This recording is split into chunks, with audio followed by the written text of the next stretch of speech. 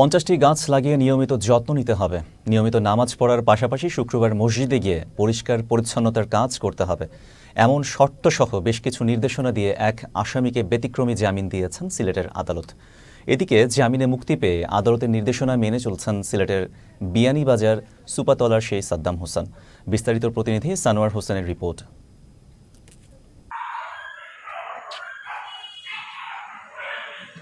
গত 5 মে সিলেটের judicial magistrate চতুর্থ আদালতের বিচারক মাদক মামলায় 1 বছরের সাজাপ্রাপ্ত আসামি বিয়ানীবাজারের সুপাতলার সাদ্দাম হোসেনকে সামাজিক ও নৈতিক নির্দেশনা সম্বলিত একটি বন্ডে জামিন দেন। এই ব্যতিক্রমী আদেশের প্রশংসা এখন সব মহলে।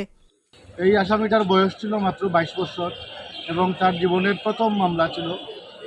এর আগে এই ধরনের কোনো মামলা তার জীবনে আর হয় নাই।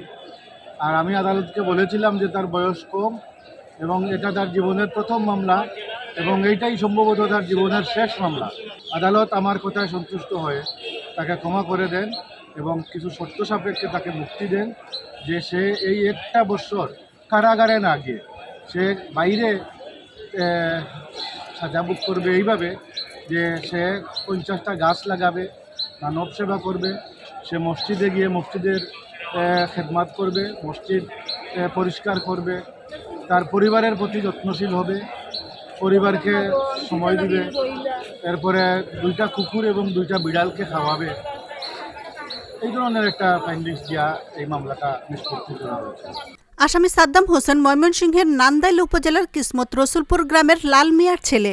তিনি সিলেটের বিয়ানীবাজার উপজেলার সুপাতলা গ্রামে বাস করেন। সাদ্দাম জানান এই রায়ে খুশি তিনি এবং মুক্তি পেয়ে আদালতের নির্দেশনাও মেনে চলছেন। এই রায় পাইয়া আমি খুব খুশি যে রায়গুলা দিছ, শর্তগুলা দিছ, এই শর্তগুলো আর কি আমি অক্ষরে পালন করবো। তো আমি প্রতিদিন সকালে উঠিয়া মনে হইলেন রাস্তাঘাটে কুকুর পাইলে ও কুকুরের দোকান তো হানি দিয়ে কুকুরা আগে কুকুরের হানি খাওয়াইছি। এদিকে মাদক মামলার আসামিকে এমন অভূতপূর্বভাবে পুনর্বাসনের নির্দেশনায় উৎফুল্ল এলাকাবাসী। তারা বলছেন সাদ্দাম হোসেন আদালতের নির্দেশনা অনুযায়ী জীবনযাপন করছেন, তাকে সর্বাত্মক সহযোগিতা করবেন তারা।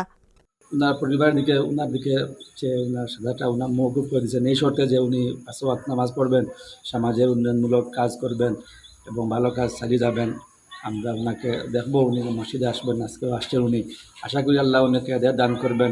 আদালতে যে আদেশ দিয়েছেন ওটা মানিয়ে চলরা দেখছি 3 দিন হয়েছেন আইসন বাচ্চার বাবা। আমার ছোট ভাই সে আদালত থেকে যে রায় পেয়েছে আশা করি সে ভবিষ্যতে ভালো চলবে।